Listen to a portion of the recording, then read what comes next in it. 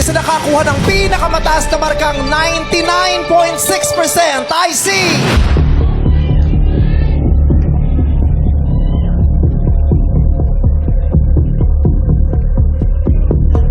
Raven Harris, congratulations!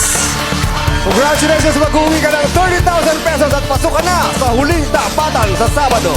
Ang ikalawang grand finalist nakakuha ng second highest score. Siyempre, ikalawang grand finalist, di ba?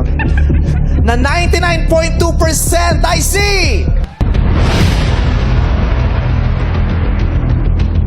Charisse Arnico, congratulations!